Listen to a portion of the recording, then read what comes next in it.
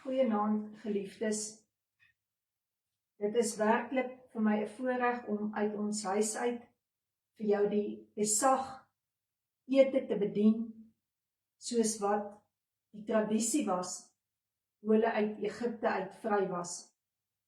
En ek glo werklik dat alles wat jy hier gaan sien, jou gaan bring by daardie plek, waar jy gaan kan besef, hoe geseënd is ek en jy, om 'n lewende verhouding met Christus Jesus te kan hê.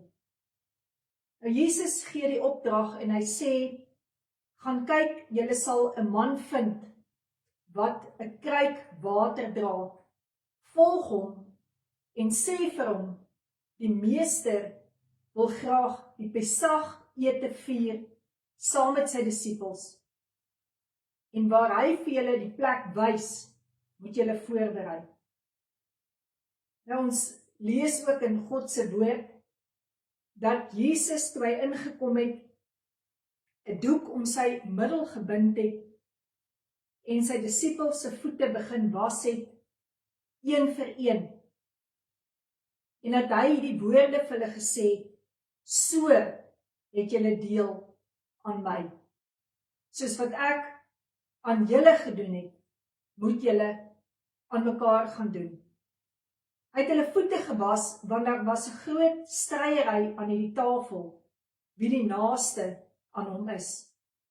Nou tydens so Pesach ete, sou die volgende gebeur het, daar sou 'n beker water gestaan het, en die rabbi, wat aan die Pesach bedien het, sy hande sou gewas geword het, simbolies om te wys, dat sy hande rein is. Die opdrag was gegee, toe hulle uit Egipte uit is, dat hulle kleed moet oprol, en hulle moet staande dit doen, wanneer hulle hierdie paaslam eet, met die wete, hulle is vinnig op pad uit Egipte uit.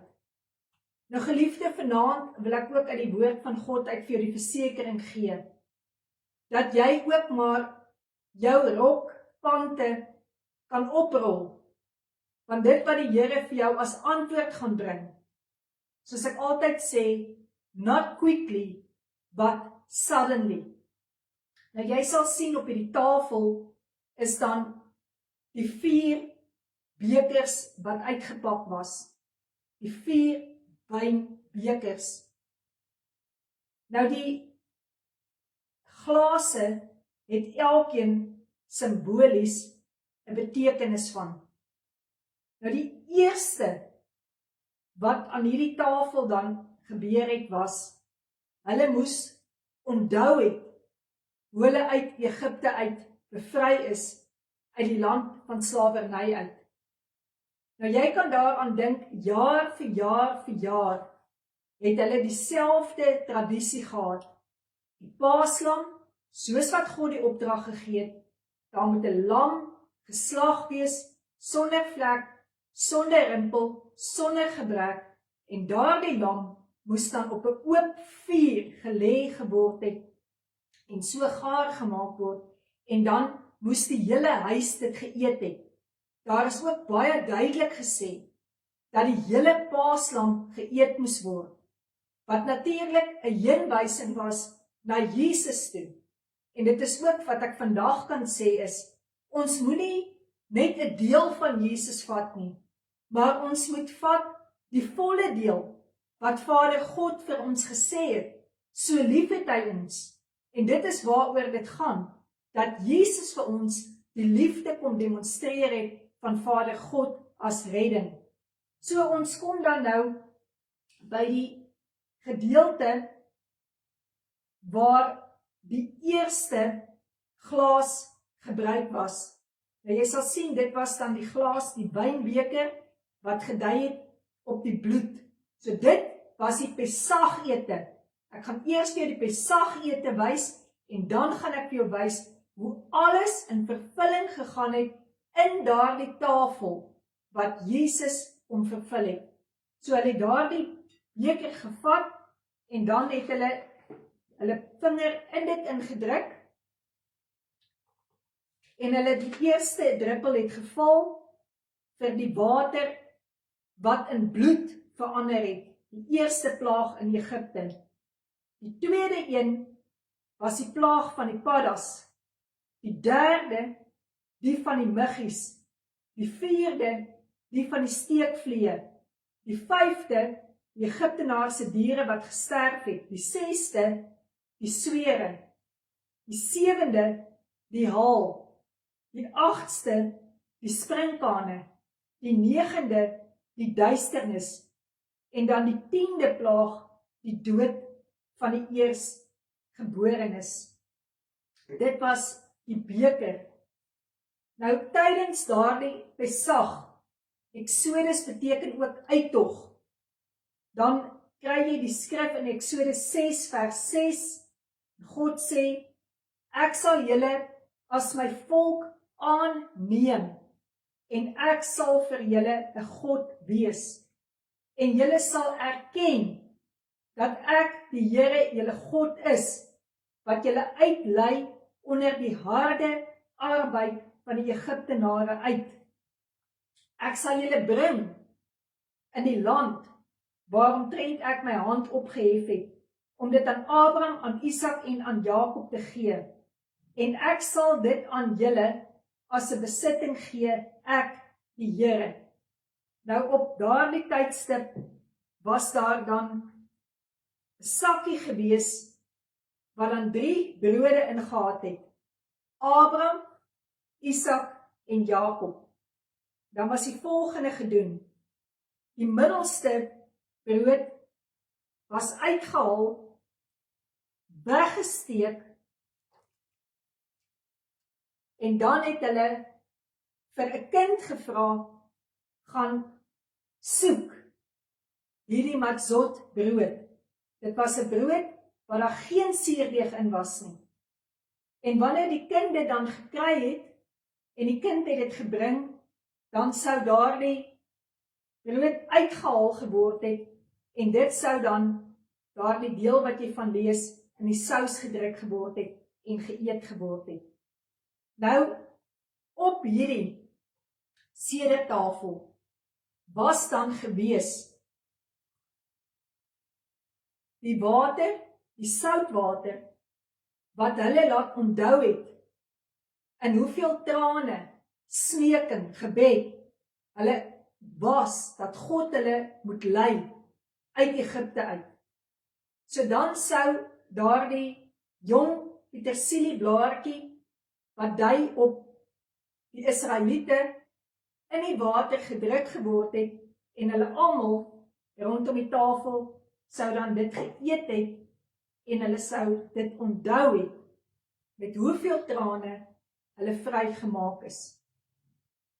So ons dink nou daaraan.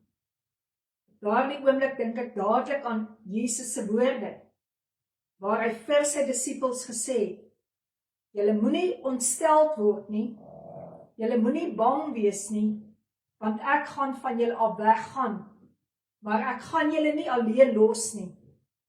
Wanneer ek gegaan het, gaan ek Vader bid, en hy gaan vir julle 'n helper stuur. Hy gaan vir julle die een stuur, wat die Heilige Gees genoem word, om julle te help en julle te lei. Wat is dit wat Heilige Gees doen? Heilige Gees wys ons aan hierdie tafel. Hy oortuig ons van ons sondes. Hy spreek van geregtigheid, dat ek besef, dis uit my goeie lewe wat ek gered word nie, maar uit Jesus Christus uit. En hy spreek van oordeel, dat die vyand reeds veroordeel is, en daarom hoef ek en jy nie heeltyd te loop, en die vyand te bestraf nie. Op hierdie Pesach tafel was dan ook gewees, jy kan sê die krye, en dan hierdie krye, wat hulle moes geëet het nogals 'n smaak gehad, wat eers soet was, en dan bitter geraak het. Ons dink aan God se woord wat sê, smaak en sien, die Here is goed. Sy woord sê vir ons, wees in alles dankbaar. As ons kyk na ons lewe, dan kan ons sien, daar is nie net die soet in die lewe nie, maar daar is ook die bitter in die lewe. Dan was daar gewees die karot, wat daarop gedui het, dat dit hulle herinner het aan die klei, wat hulle die Egiptenare se huise mee moes gebou het. En soos wat hulle hierdie geëet het, het hulle daaraan gedink, in dankbaarheid, die heerlike smaak, uit dankbaarheid, wat die Here vir hulle gedoen het, sodat hulle uit slawerny uit vry kon gekom het. Dan was daar gewees die eier. Nou, ons kan dit so eenvoudig vind, om te vra, hoeveel keer 'n dag lê 'n hoender 'n eier, en is so logies om te kan sê, eenmal 'n dag doen 'n hoender dit. So wat sê dit vir my en jou? Dit sê vir my, dat ons werklik elke dag op God se beloftes kan staatmaak, want dit is waarvoor hierdie eier gestaan het, om te sê, God se beloftes is getrou, ja en amen. En dan was daar natuurlik die skenkelbeen gewees, wat op die tafel is, want dit sê en spreek van die lam, wat hulle moes geëet het, wat vir hulle dan geslag is. Dan gaan ons oor na die tweede beker toe, wat hulle dan nou gedrink het. Dit was dan nou die beker van redding. Hierdie beker het hulle gedrink, en hulle het daaruit kon sê, die woord is vir hulle waar, dat God hulle uit Egipte uitgelei het. Tweede beker. Dan was daar gewees die derde beker. Nou hier het dit ingekom, wat Jesus begin sê, dit is my bloed.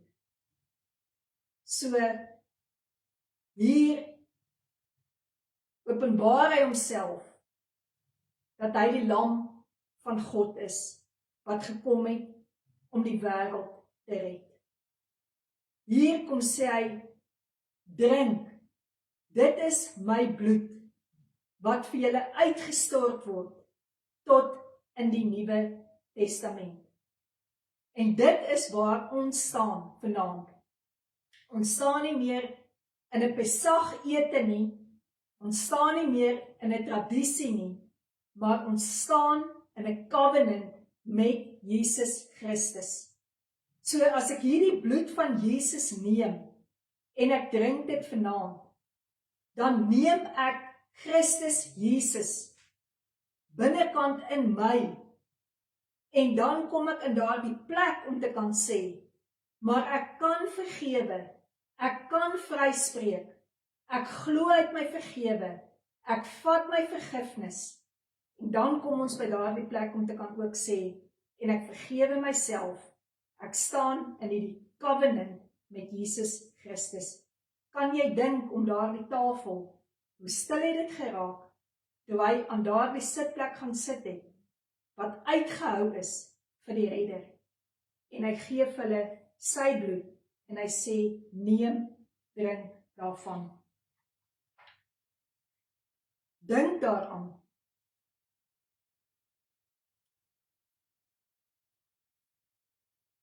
En weet, ek sal nooit weer van die vrug van die wynstok drink, totdat julle saam met my aan tafel is, binne my koninkryk. Geliefdes, hierdie deel is my altyd so groot, en so kosbaar, om te dink toe hy hierdie beker geneem het, sit hy dit een kant, en hy sê, ek sal weer eers van dit drink, totdat julle saam met my is. Weet jy, leef jy, dat jy 'n plek het aan daardie tafel van die bruiloft. En so het hy dan ook die volgende openbaar. Hy sê, neem, eet, dit is my liggaam, wat vir julle gebreek word, dat deur my wonde, daar vir julle genesing sal kom. En dit is waar ons die grootheid van kommunion begin verstaan. Nie meer tradisie nie. Nie meer ek hoef 'n hoëpriester te hê, wat eenmal 'n jaar vir my ingaan, waar 'n offer gebring word nie. Hoort sê ek het nou 'n hoëpriester, het nou 'n middelaar, wat my verstaan, wat weet wie ek is, wat weet wat ek deurgaan. Geliefdes, jy moet een iets weet. Jesus het jou vooruit gegaan. Toe hy na daardie kruis toe gegaan het, het hy vir al jou ongeregtigheid gegaan, vir al jou sonde, vir al jou tekortkominge. As hierdie hart van jou gebreek word, kan jy vanaand weet, Jesus se hart is vir jou deurboor met 'n spies. Hy weet hoe dit voel. As jy vanaand sê, hierdie gedagtes maak my klaar, dan kan jy weet, hy het vir jou 'n doringkroon gedra met dorings wat in hom ingegaan het, sodat jy genesing kan vind. Daar is nie 'n siekte in jou liggaam, 'n wond emosioneel, ergens wat jy vanaand kan sê, daarvoor het Jesus vir my nie gekom nie. En dit is waarmee ek hierdie wil afsluit, waar hy gesê het, een van julle gaan my verraai. En hulle het bedroef geraak om daardie tafel, en hulle het onder mekaar begin vra, wie is dit? En Jesus het gesê, die Seun van die mens gaan heen, soos daar geskrywe is, maar wie die man wat my verraai het? En Judas, wat hom sou verraai, antwoord en sê, is dit miskien ek, Rabbi? En hy antwoord hom, jy het dit gesê. En die woord is so amazing, dat in daardie skottel van sous was die betekenis gewees, wanneer ek my hand in die skottel druk en die sous vir die een aan die tafel gee, beteken dit, ek het jou lief met 'n uiterste liefde. En gaan lees, Jesus het gesê, die een wat saam met my sy hand in die skottel druk, dit sal hy wees. Nooit sal een ooit op hierdie aarde kan sê, hy het nie 'n kans gehad nie. Selfs Judas moes dit beleef het aan daardie tafel, waar dit gewys het, hy is die verraaier, dat Jesus nog steeds vir hom gesê, ek het jou lief. Maar daardie woorde van Jesus, gaan doen wat jy moet doen, maar doen dit gou. Die woord sê, Judas het uitgegaan buitentoe, en dit was nag. En toe hulle klaar is om daardie tafel, die 4de beker daar gestaan, uit die Pesach ete. Die 4de beker het altyd daarop gedui, op Elia se koms, want dit is wat Jesus gesê, Elia moet eers kom. En hy het ook in vervulling laat gaan, waar hy gesê, Johannes die Doper het gekom, en jy het hom nie gesien, as die Elia nie. Vanaand, geliefdes, wil ek bid vir mense wat siek is. Vanaand wil ek bid vir mense wat vryheid nodig het. Vanaand wil ek bid vir mense wat die liefde van die Here moet ervaar soos nog nooit nie. En daarom gaan ek en ek gebruik hierdie beker. Ek wil dit vir jou gee. Ek wil vir jou bid, dat die krag van Jesus se bloed deur jou liggaam sal vloei. Dat jy eers bewus sal raak daarvan, hoe lief God jou het. Dat jy eers sal besef, dat sy liefde vir jou is so groot, daar is geen einde aan dit nie. Dan, dat jy die liggaam van Jesus sal neem, sal eet, want die Here het gesê, deur sy wonde het daar vir jou genesing gekom. En aan daardie kruis het Jesus uitgeroep, dit is volbring. As dit klaar is, met daardie nagmaalstafel, met daardie communion, kies daardie woord come in union with me, het hulle dan Psalm 136 gesing, loof die Here, want hy is goed, want sy goedertierendheid is tot in ewigheid. Ek gaan vir jou stel vra om die shofar te blaas, dat ons ook net vanaand hierdie verklaring sal maak, want dit is hoekom 'n shofar geblaas word, dat ons 'n verklaring maak, ons gaan die nuwe in, want die Here gee vir ons elke oomblik 'n nuwe kans, om te verstaan wat hy vir ons kom doen het, wanneer ons sy bloed drink, wanneer ons sy liggaam eet, om te kan verstaan, dat Jesus gesê het, ons kan hê die lewe en oorvloed. Wanneer die shofar nou gaan blaas, en hy gaan uit, deur die atmosfeer, dan weet ek, God is getrou, hy is regverdig oor sy woord vanaand, waar hy mense genees het, mense vrygemaak het, vanaand kan nie leeg terugkeer nie.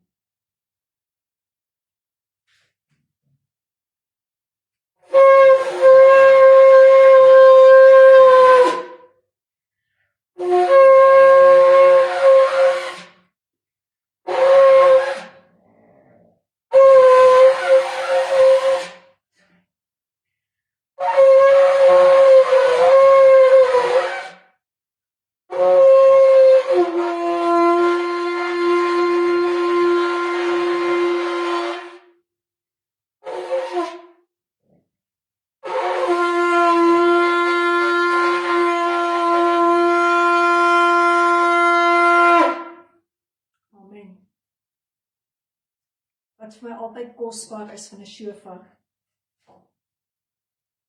is God het die ruach in ons gesit, die asem. En is asem wat uitgeblaas word.